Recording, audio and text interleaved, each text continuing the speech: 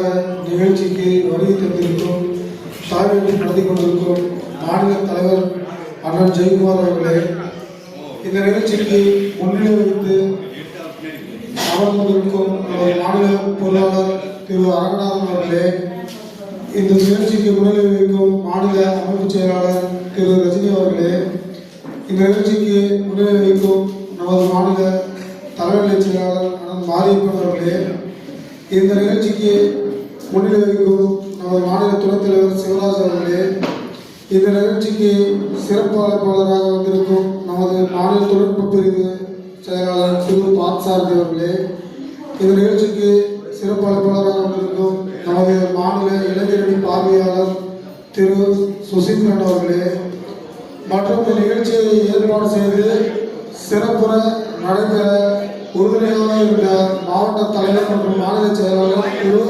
வெங்கட சுப்பிரமணியம் அவர்களே, இந்த நிகழ்ச்சியை ஏற்பாடு செய்து இந்த ஓம்பூர் சட்டமன்ற தொகுதியிலே மக்களோடு மக்களாக நிகழ்ச்சியை சீரும் சிறப்பாக நடத்தி கொண்டிருக்கும் நமது மாநில செயலாளர் மற்றும் ஓம்பூர் சேலம் மாவட்ட சட்டமன்ற தொகுதி பொறுப்பாளர் திரு முருகேஸ்வர் அவர்களே, மற்றும் நமது சேலம் மாவட்ட ஒன்றிய நகர நிர்வாகிகளே, சேலம் நகர செயலாளர் திரு முருகானந்தம் அவர்களே, மற்றும் நமது மறுமலர்ச்சி ஜனதா கட்சி நிர்வாகிகளே, பொதுமக்களே, மகளிரே, அனைவரையும் வரவேற்று இந்த நிகழ்ச்சியை பேச வாய்ப்பளித்த அனைவருக்கும் மாமாத நன்றியை தெரிவித்துக் கொண்டு இந்த உரையை தொடங்குகிறேன்.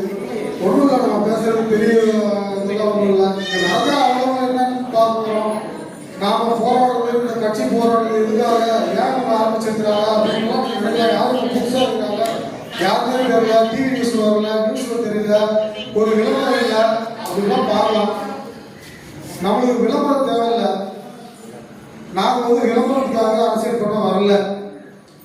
எந்த ஒரு விளம்பரத்துக்காகவும் டிவி நியூஸ்லையும் நாங்கள் விளம்பரம் பண்ணுறோம், நாங்கள் கட்சி பிஸ்னஸாக பண்ணுறோம், நாங்கள் ஒரு தொழில் ரீதியான அரசியலுக்காக வரல.